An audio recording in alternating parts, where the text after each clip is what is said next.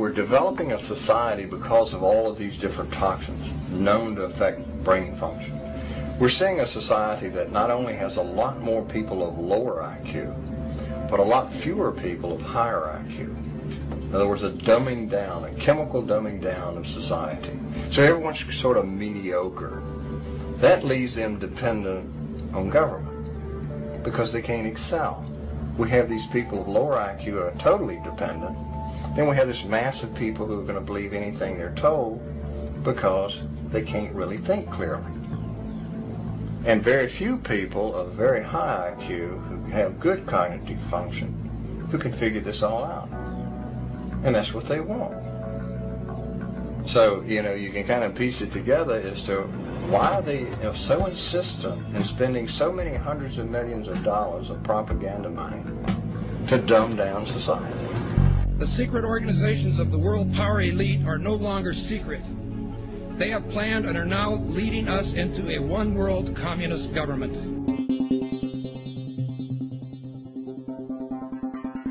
It's no longer a theory.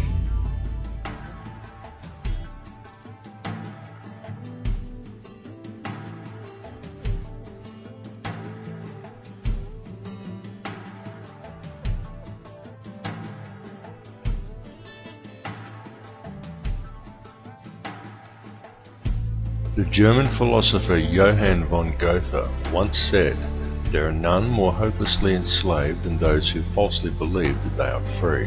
But few who hear the words ever realize that they are the ones to whom Goethe was referring. For the reality is that every person in the civilized world is enslaved from childhood. They are enslaved in a prison without walls or bars, and so few ever realize it, but all are enslaved nonetheless. And what the people of the world are enslaved to is a system of perpetual self-generating debt that is created for them wholly by design by private international banking interests. And the people are taught from an early age to just accept this debt because this is just the way things are. But the reality is that this is not just the way things are, but more the way things have been designed. And all one has to do is to glance around them at the state of the world today to realize that though this is the way things currently are, it is most definitely not the way things should be. The most powerful and useful tool a person can ever gain in their life is knowledge. For with knowledge comes wisdom and a deeper understanding. And real truth can be exhilarating because real truth will set you free. Now whether you believe in the Illuminati or not, whether you take the time to listen to so-called conspiracy theories or not, there are some things that should be clearly understood by all. These are not conspiracy theories by any stretch of the imagination. They are well documented, quite traceable, and very provable facts. And these facts are as follows. There is one ruling bloodline that exists on this earth. This ruling bloodline is very old. It is the same bloodline that has always ruled the earth ever since the days of ancient Egypt, and it is very pervasive. For example, many people think that anyone can get to be President of the United States, but the reality is that all US presidents have been Freemasons, and a large number of them are in fact related, and their lineage can be traced back to European monarchy, and in particular to the line of William of Orange. This elite bloodline can actually be traced back a good deal further than William of Orange, and even back as far as the royalty of ancient Egypt, and it is this very same bloodline that has ruled the earth ever since, and to which the British monarchy and the current US president can both ultimately be traced. Many people may be surprised to learn that US President George W. Bush is in fact the 13th cousin of Queen Elizabeth II, the current British monarch. Reverence for the royal bloodline and worship of Amun-Ra is still carried out in the world today, though it is veiled and secretive, but the symbolism remains true, as always, hidden in plain view.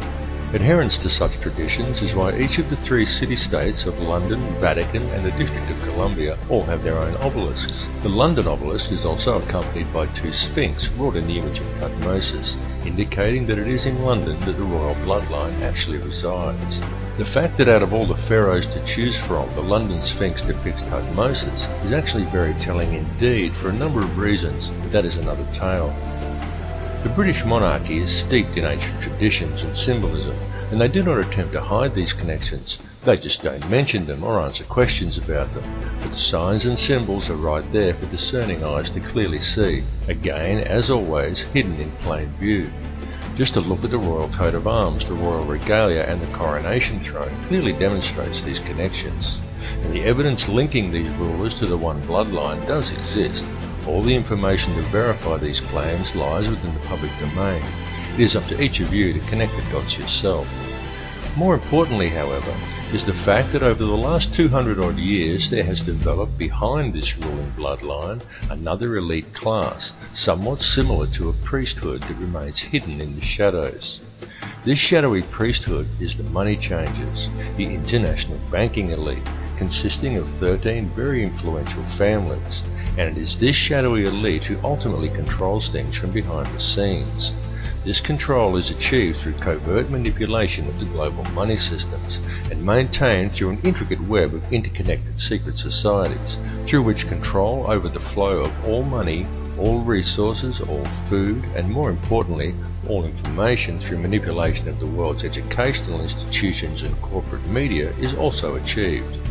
Many of these smaller secret societies are completely oblivious to the existence of the others, but all lead back to a round table of just 6 and ultimately to one at the very top that is populated by virtually a handful of individuals. It is this handful of very powerful men that controls all the other societies, and through them the heartbeat of the entire world.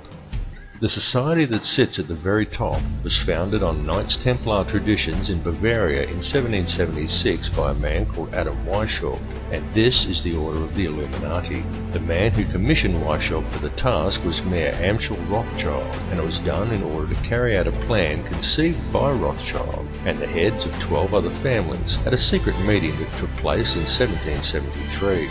These families included the Warburgs, the Schiffs, and the Oppenheimers. The Illuminati has since become the most powerful society in the world, and in the last 230 years it has been instrumental in helping the Rothschild family accumulate over 1/2 of the world's total wealth, at the cost of quite literally millions of innocent lives. The hoarded wealth of this one family alone could comfortably feed, clothe, and house every man, every woman, and every child on Earth. And this is just one of the 13 Illuminati families. The goal of the Illuminati has always been a simple one, and that is to achieve, by whatever means possible, total ownership and control over no less than every resource, every government, every rock, every drop of water, every blade of grass, and every living creature, both human and non-human, in the entire world. And since its inception, for over 230 years, the Order of the Illuminati has been tirelessly, relentlessly, and unfalteringly steering its members towards the achievement of that one ultimate goal. Through secrecy, they have so far been extremely successful in their endeavours. In fact, so much so that we are right now living in the time when they intend to see this long-spanned work come to fruition. The situation we are witnessing in the world right now is in fact the final endgame of the Illuminati. This is their big grab for ultimate power and mass depopulation. Some people claim that the Illuminati is a myth, and what is really to blame are organizations such as Zionism, but I assure you that this is not the case. It goes far deeper than Zionism, and such people have simply limited the scope of their vision. They have locked onto an answer that supports their beliefs and have refused to delve any deeper. They are not seeing the bigger picture. Greek philosopher Socrates once said that true wisdom is knowing how little we actually know, and he was absolutely correct, and this is why it is important to keep an open mind and allow your beliefs to be flexible enough to change as new knowledge is acquired. And it is important to listen to all the information and not to just that which reinforces your beliefs, because this conspiracy goes very deep, and Zionism and the Jewish influence over the money system is merely one layer of it. It goes still deeper even than the Illuminati. Those who we know as the Illuminati are merely the shadowy controllers. The plan that is unfolding in the world today is indeed an old one, and it is a plan that is very complex, but not so with the system of control that is in place to blind the people to its existence. This system of control just appears to be complex, but in reality it isn't. In reality, it's very simple, and it's very fragile. However, it is its apparent complexity that has kept it so well veiled, and it has also been kept very well hidden by constructing a conspiracy culture to breed around it, and by then promoting an air of endless ridicule towards such concepts. Indeed, the creation and proliferation of such a culture and promotion of constant ridicule towards it has been one of the Illuminati's most valuable assets in obscuring the reality of the society's existence.